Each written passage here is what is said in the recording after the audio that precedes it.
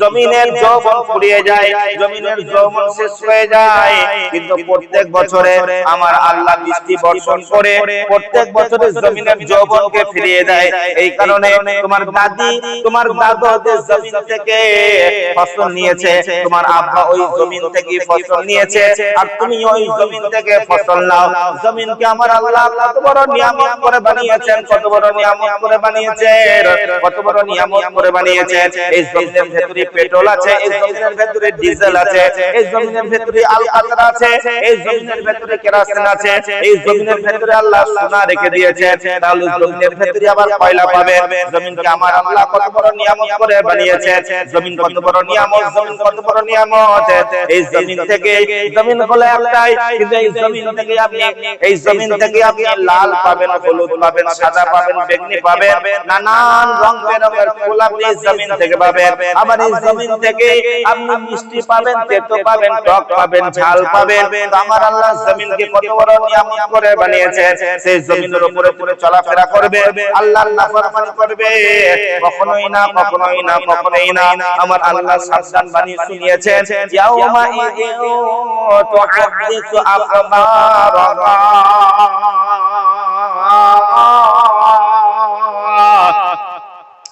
জমিনের উপরে দাঁড়িয়ে দাঁড়িয়ে আল্লাহ ইয়াউমা ইযিউ তুহাদ্দিসু আখবারাহা। আল্লাহ বলে, বান্দারে জমিনের উপরে দাঁড়িয়ে দাঁড়িয়ে তুমি গুনাহ করছো, পাপ করছো, অন্যায় করছো, চুরি করছো, ডাকাতি করছো, বাটপারি করছো, চিটিংবাজি করছো। জমিনের উপরে দাঁড়িয়ে দাঁড়িয়ে আব্বা মাকে কষ্ট দিচ্ছ, আব্বা মায়ের সাথে খারাপ ব্যবহার করছো। জমিনের উপরে দাঁড়িয়ে দাঁড়িয়ে মিথ্যা কথা বলো, জমিনের উপরে দাঁড়িয়ে দাঁড়িয়ে মানুষকে ঠকাও, জমিনের উপরে দাঁড়িয়ে দাঁড়িয়ে মানুষের উপর জুলুম করো, জমিনের উপরে দাঁড়িয়ে দাঁড়িয়ে মানুষকে ওজনে কম দাও। কিয়ামতের কঠিন দিনে ইয়াউমা ইযিউ তুহাদ্দিসু আখবারাহা, যে জায়গায় দাঁড়িয়ে দাঁড়িয়ে তুমি আল্লাহর নাফরমানি করো, কিয়ামতের কঠিন দিনে ওই জায়গাটা আল্লাহ তাবারক তাআলার কাছে তোমার বিরুদ্ধে সাক্ষী দেবে। ওই জায়গাটা বলবে, ওগো আল্লাহ, ওগো মাবুদ, এই বান্দা আমার উপরে এই গুনাহগুলো করিয়াছিল, আমি তার সাক্ষী আছি।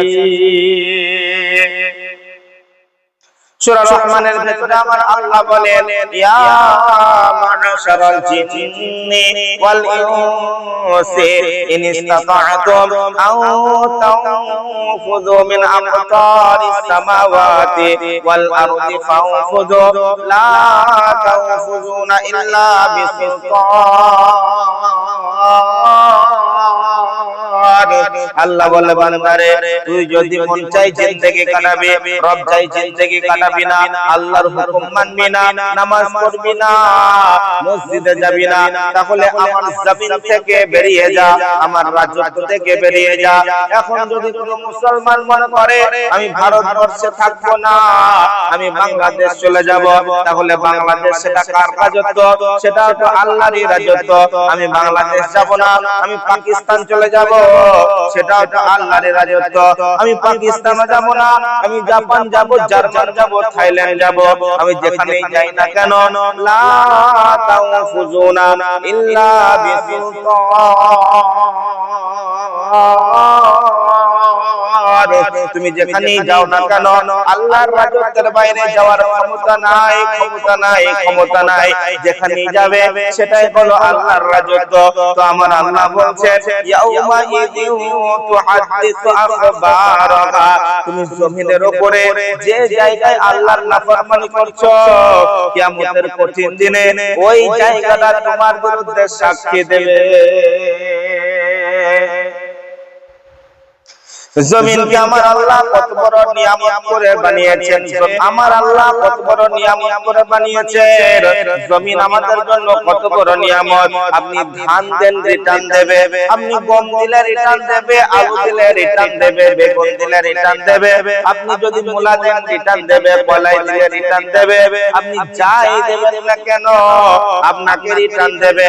আপনি একটা দিলে 10টা দেবে, 10টা দিলে 100 দেবে। কিন্তু যদি আপনি আপনার বাপকে একবার ভরে দেন, আপনার আব্বা মারা গেছে, ওই মৃত্যু আব্বাকে যদি একবার ভরে দেন আর রিটার্ন দেবে না, আর রিটার্ন দেবে না। আপনি বেঁচে আছেন, আপনি জীবিত রয়েছেন, আপনার সন্তানটা মারা গেছে, এই মৃত্যু সন্তানকে আপনি কবরের ভেতরে ঢুকিয়ে দিলেন, আর রিটার্ন দেবে না, আর রিটার্ন দেবে না, আর রিটার্ন দেবে না। এই কারণে বিশ্বনবী সাল্লাল্লাহু আলাইহি ওয়াসাল্লাম বলেছেন, আমরা যে জমিনের উপরে, আমরা জীবিত আছি জমিনের উপরে, কিন্তু আমরা যখন মারা যাব ঢুকে যাব জমিনের ভেতরে, আর পুনরায় দুনিয়াতে আসার কোনো উপায় নাই। তো যারা জমিনের উপরে অহংকার তাকাব্বুর দাম্ভিকতার সাথে চলাফেরা করে, যখন জমিনের ভেতরে ঢুকবে জমিন তার সাথে খুব খারাপ ব্যবহার করবে। এই কারণে খবরদার জমিনের উপরে আল্লাহর নাফরমানি করিও না, আল্লাহর নাফরমানি করিও না, আল্লাহর নাফরমানি করিও না। আমার জমিনকে আল্লাহ কত বড় নিয়ামত করে বানিয়েছেন। আল্লাহ তাবারক তাআলা বলেন, প্রত্যেক বছরে জমিনের যৌবন শেষ হয়ে যায়, প্রত্যেক বছরে আমি আল্লাহ বৃষ্টি বর্ষণ করে জমিনকে আমি আবার যৌবন ফিরিয়ে দিই। এই কারণে দাদু যে জমি থেকে ফসল নিয়েছে, তোমার আব্বা ওই জমি থেকে ফসল নিয়েছে, আবার তুমি ওই জমি থেকে ফসল নাও।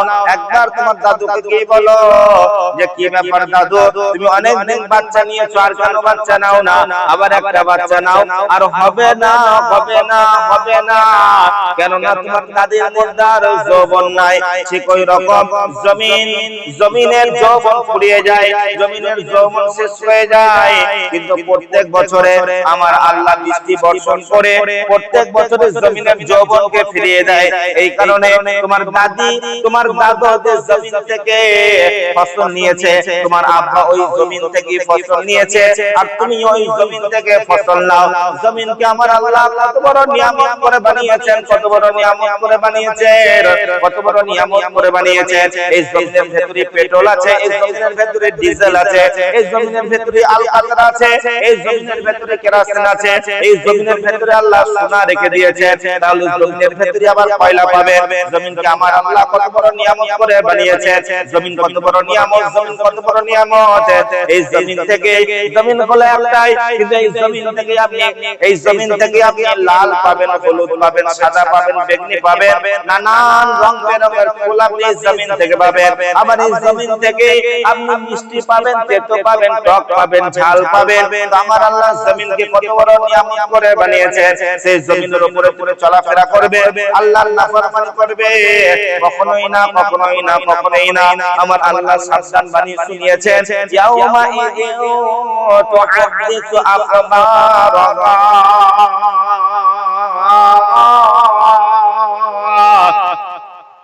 জমিনের উপরে দাঁড়িয়ে দাঁড়িয়ে আল্লাহর নাফরমানি করছো, ওই জমিন কিন্তু কিয়ামতের কঠিন দিনে তোমার বিরুদ্ধে সাক্ষী দেবে।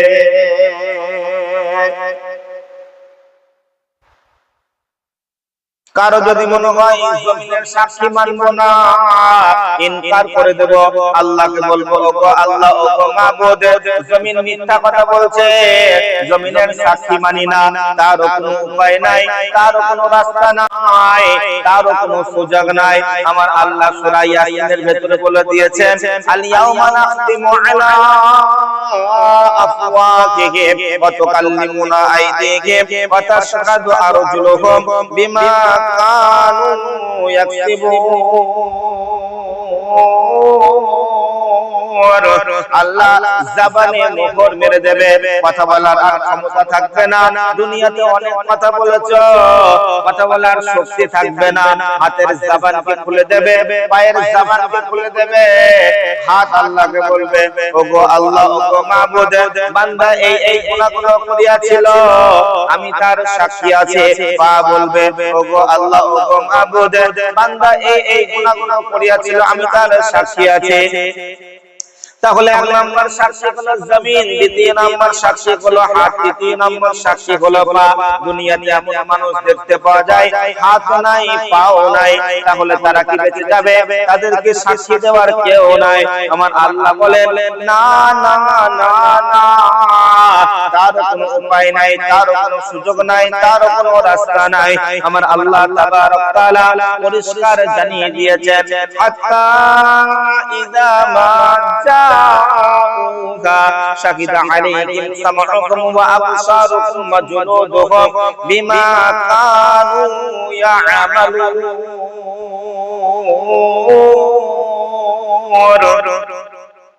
4 নম্বর সাক্ষী হলো তোমার কান, 5 নম্বর সাক্ষী হলো তোমার চোখ, আর 6 নম্বর সাক্ষী হলো তোমার চামড়া। কানের দ্বারাই আমরা শ্রবণ করি, কানের দ্বারাই আমরা শুনি। তাই বলে এই নয় যেটা ইচ্ছা সেটাই শুনবো।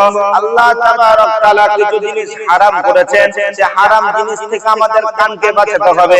কানের দ্বারাই জিনা করা যাবে না, গান বাজনা শোনা যাবে না, গীবত পরনিন্দা পরচর্চা শোনা যাবে না। এই কানকে হেফাজত করতে হবে। আর কানকে যদি হিফাজত না করা হয়, এই কানের দ্বারাই যদি গুনাহ করা হয়, আপনি হলেন বিবাহিত, আপনার বাড়িতে স্ত্রী আছে, তারপরেও আপনি অন্যের মেয়ের সাথে কিংবা অন্যের বিবির সাথে কিংবা অন্যের মায়ের সাথে কিংবা অন্যের খালার সাথে আপনি যদি ফোনে কথা বলেন, এটা হলো আপনার কানের জিনা। এটা হলো আপনার কানের জিনা। কিয়ামতের কঠিন দিনে কান আপনার বিরুদ্ধে বলবে, ওগো আল্লাহ, ওগো মাবুদ, বান্দা আমার দ্বারাই এই গুনাহগুলো করিয়াছিল, আমি তার সাক্ষী আছি। 5 নাম্বার চোখ তোমার বিরুদ্ধে সাক্ষী দেবে। চোখের দ্বারাই যদি অশ্লীল ভিডিও দেখো, চোখের দ্বারাই যদি গান বাজনা দেখো, চোখের দ্বারাই যদি জিনা করো, চোখের জিনা কি? চোখের জিনা হলো আপনি যদি কোনো বেগানা নারীর দিকে আপনি কুনজরে দেখেন, এটা হলো চোখের জিনা। এই চোখের জিনা থেকে আমাকে আপনাকে বাঁচতে হবে।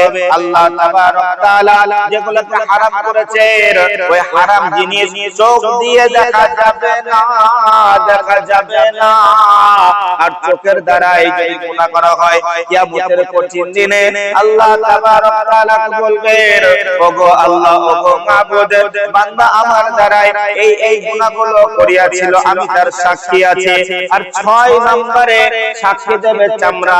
যে চামড়ার পেছনে মেহনত করা হয়, যে চামড়াতে সাবান মাখানো হয়, যে চামড়াতে তেল মাখানো হয়, যে চামড়াতে শ্যাম্পু মাখানো হয়, কিয়ামতের কঠিন দিনে ওই চামড়া আল্লাহকে বলবে, ওগো আল্লাহ, ওগো মাবুদ, বান্দা এই গুনাহগুলো করিয়াছিল, আমি তার সাক্ষী আছি। চামড়াকে প্রশ্ন করা হবে, ওয়াকালু লিজুলুদিকুম লিমা শাহিদতুম আলাইনা, হে চামড়া, তুমি আমার বিরুদ্ধে কি করে সাক্ষী দাও? তখন চামড়া বলবে, ক্বালু আনতাকানাল্লাহু আল্লাযী আনতাকা কুল্লা শাই, যে আল্লাহ দুনিয়াতে তোমাকে কথা বলার জবান দিয়েছিলেন, ওই আল্লাহ আজকে আমাকে কথা বলার ক্ষমতা দিয়েছেন, এই কারণে তোমার বিরুদ্ধে আমি সাক্ষী দিচ্ছি। তাহলে 1 নম্বর সাক্ষী হলো জমিন, 2 নম্বর সাক্ষী হলো হাত, 3 নম্বর সাক্ষী হলো পা, 4 নম্বর সাক্ষী হলো কান, আর 5 নম্বর সাক্ষী হলো চোখ, আর 6 নম্বর সাক্ষী হলো চামড়া। 7 নম্বর সাক্ষীর জন্য আমার আল্লাহ বলেন, কিরামান কাতিবিন।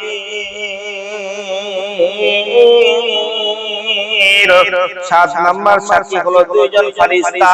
আমাদের 2 কাঁধে 2 জন ফেরেশতাকে নিযুক্ত করে দেওয়া হয়েছে। সম্মানিত লেখক তারা লিখছে, আপনি সকাল থেকে সন্ধ্যা, সন্ধ্যা থেকে সকাল 24 ঘন্টা যা করছেন, যা বলছেন, সব কিছু ফেরেশতা দ্বারাই লেখা হচ্ছে। এই 2 জন ফেরেশতা হলো সাক্ষী। কিয়ামতের কঠিন দিনে আল্লাহ তাবারক তাআলা বলবেন, ওগো আল্লাহ, ওগো মাবুদ, বান্দা এই গুনাহগুলো করিয়াছিল, আমরা তার সাক্ষী আছি। 8 নম্বর সাক্ষী হলো কিতাব, আমলনামা। আমার আল্লাহ বলেছেন, ওয়াবুদিআল কিতাবু ফাতারাল মুজরিমিনা মুশফিকিনা মিম্মা ফীহি ওয়া ইয়াকুলুনা ইয়া ওয়াইলাতানা মা লিহাযাল কিতাব লা ইগাদিরু সগীরাতান ওয়ালা কাবীরাতান ইল্লা আহসাহা। আমার আল্লাহ বলছেন বেঈমানেরা, বেদিনেরা, কাফেরেরা, মুশরিকেরা, মুনাফিকেরা, জাহান্নামীরা যখন আমলনামা পেয়ে যাবে, আমলনামা দেখার পরে তারা চিৎকার করবে, ভয়ে ভীত সন্ত্রস্ত হয়ে যাবে, আর তারা বলতে থাকবে ওয়ায়াকুলুনা ইয়া ওয়াইলাতানা মালি হাযাল কিতাব, ওগো আল্লাহ, ওগো মাবুদ, এটা আবার কেমন কিতাব, ছোট থেকে ছোট গুনাহ, ন্যূন থেকে ন্যূনতম গুনাহ কিছুই বাদ যায়নি, সব কিছু লেখা আছে। তাহলে এক নম্বর সাক্ষী হলো জমিন, দ্বিতীয় নম্বর সাক্ষী হলো হাত, তৃতীয় নম্বর সাক্ষী হলো পা, 4 নম্বর সাক্ষী হলো কান, 5 নম্বর সাক্ষী হলো চোখ, আর 6 নম্বর সাক্ষী হলো চামড়া, 7 নম্বর সাক্ষী হলো 2 জন ফেরেশতা, আর 8 নম্বর সাক্ষী হলো আমলনামা। আপনি আপনার জীবনে যাই করেছেন সব কিছু যেটার মধ্যে লেখা আছে ওটার নাম হলো আমলনামা। আমলনামাকে দুই ভাবে দেয়া হবে, ফাম্মা মান উতিয়া কিতাবাহু বিয়ামিনিহি ফাসাউফা ইউহাসাবু হিসাবান ইয়াসীরা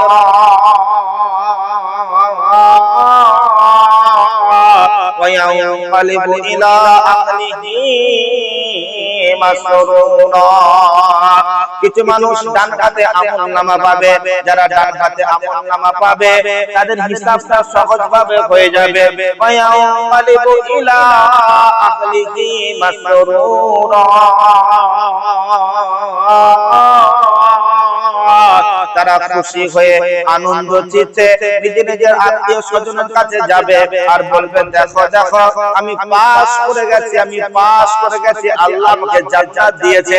কিছু মানুষকে বাম হাতে আমলনামা দেয়া হবে, ও আম্মা মান উতিয়া কিতাবাহু বিশিমালিহি ফায়াকুলু ইয়া লাইতানি লাম উতা কিতাবিয়া ওয়া লাম আদরি মা হিসাবিয়া ইয়া লাইতাহা কানাতিল কাযিয়া মা আগনা আন্নি মালিয়া হালাকা আন্নি সুলতানিয়া খুযুহু ফাগুল্লুহু সুম্মাল জাহিমা সাল্লু।